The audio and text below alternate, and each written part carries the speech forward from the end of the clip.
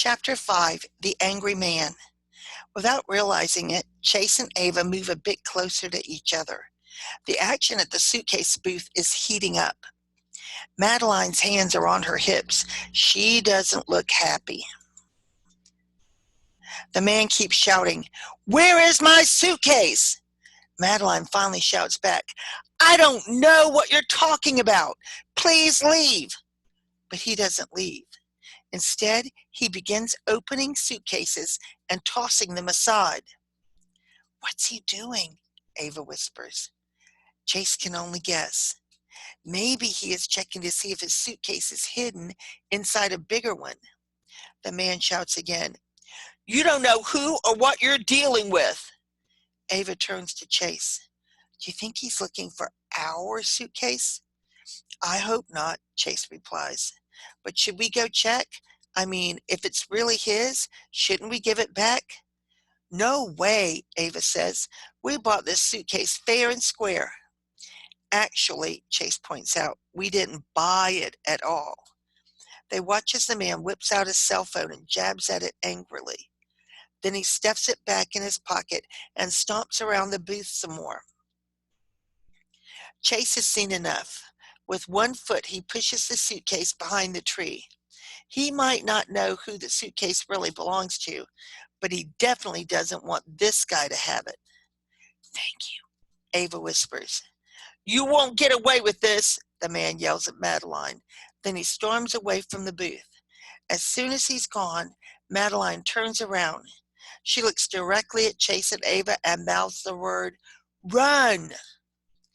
Chapter 6, Faster. Chase's heart begins to pound. What should they do? He scans the flea market until he spots the tall man again. Oh no, the man is walking back toward the booth. Ava is already on her bike. "Come on," she says. "Let's go." Chase springs into action. He grabs the suitcase and hops on his bike. He doesn't want to risk the man seeing them or the suitcase. They pedal at top speed toward the bike path. Ava cranes her neck around to see if the man has spotted them, and she almost crashes into Chase. Steering with one hand while holding the suitcase with the other is not easy. Chase's bike wobbles as they weave their way through the trees and down toward the playground. After a close call with an evergreen tree, Chase parks his bike next to Ava's. Usually the playground is packed, but he's glad to see it's empty now. He lays the suitcase down. They both reach for the lock. But before either of them can touch it, the suitcase springs open on its own. "Whoa," Ava says, wide-eyed. "I know this sounds crazy," Chase says, "but I think the suitcase is telling us it's ours." "I think so too," Ava says. They stare down at the strange objects. Ava reaches for the beetle again.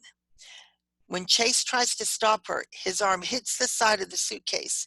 The dragon doorknob pops out of its slot, and Chase reaches to catch it. As soon as he wraps his fingers around it, the ground begins to rumble and shake. "Is this an earthquake?" Ava calls out. Her eyes wild. She quickly shuts the suitcase and grabs the handle. Ava clings to her brother as the ground begins to spin. Or maybe they're the ones spinning. It's too hard to tell. Faster and faster they spin. Images blur in front of their eyes. Mountains, oceans, cities, and faces. This is no earthquake.